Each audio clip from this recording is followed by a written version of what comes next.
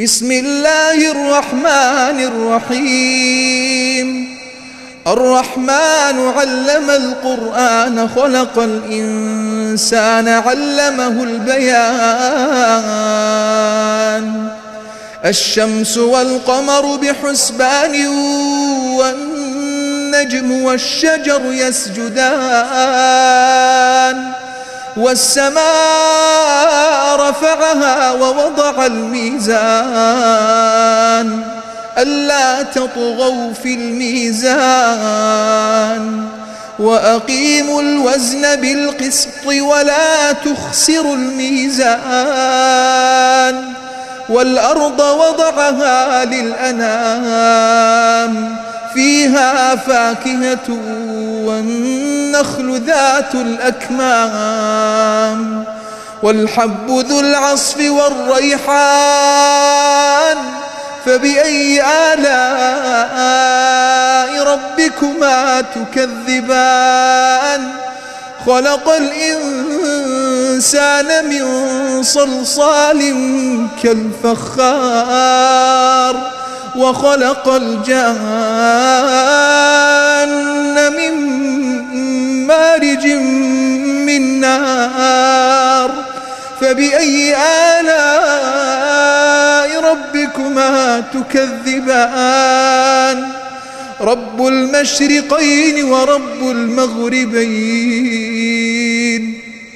فبأي آلاء ربكما تكذبان؟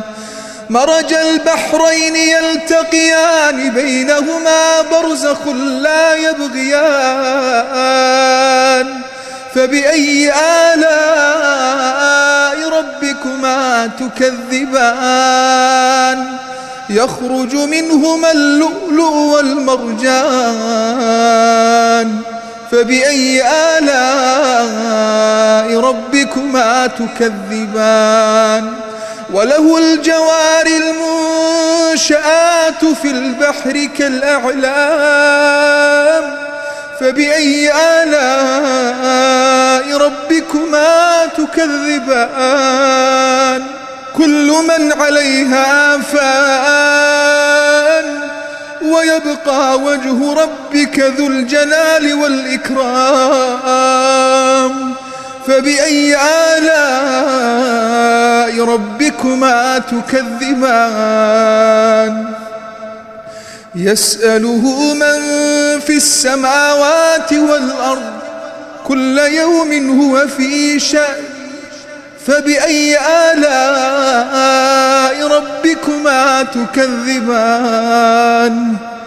سنفرغ لكم أيها الثقلان. فبأي آلاء ربكما تكذبان؟ يا معشر الجن والإنس إن استطعتم أن تنفذوا من أقطار السماوات والأرض فانفذوا لا تنفذون إلا بسلطان. فبأي آلاء ربكما تكذبان؟ يرسل عليكما شواظ من نار ونحاس فلا تنتصران. فبأي آلاء ربكما تكذبان؟ فإذا انشقت السماء فكانت وردة كالدهان. فبأي آلاء ربكما تكذبان؟ فيومئذ لا يسأل عن ذنبه إنس ولا جان. فبأي آلاء ربكما تكذبان؟ يعرف المجرمون بسيماهم فيؤخذ بالنواصي والأقدام. فبأي آلاء ربكما تكذبان؟ هذه جهنم التي يكذب بها المجرمون يطوفون بينها وبين حميم آن فبأي آلاء ربكما تكذبان ولمن خاف مقام ربه جنتان فبأي آلاء ربكما تكذبان ذواتا أفنان فبأي آلاء ربكما تكذبان فيهما عينان تجريان فبأي آلاء ربكما تكذبان فيهما من كل فاكهة زوجان فبأي آلاء ربكما تكذبان متكئين على فرش بطائنها من استبرق وجنى الجنتين دان فبأي آلاء ربكما تكذبان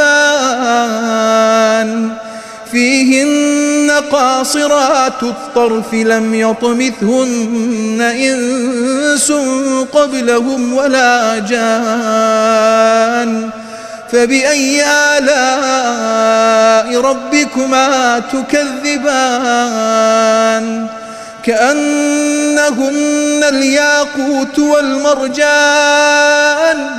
فبأي آلاء ربكما تكذبان هل جزاء الإحسان إلا الإحسان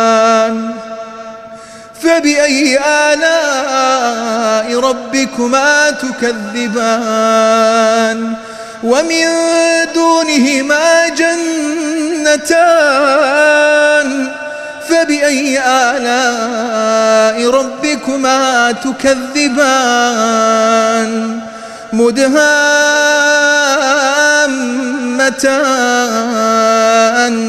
فبأي آلاء ربكما تكذبان فيهما عينان نضاختان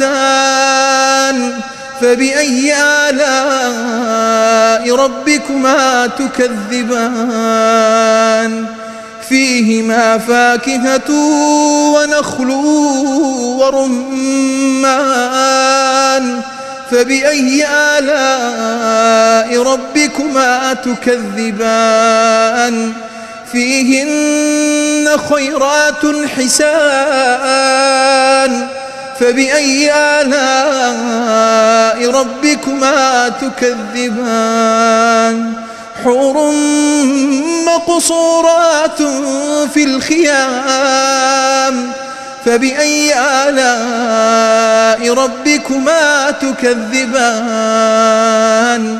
لم يطمثهن إنس قبلهم ولا جان فبأي آلاء ربكما تكذبان متكئين على رفرف خضر وعبقري حسان فبأي آلاء ربكما تكذبان تبارك اسم ربك ذي الجلال والإكرام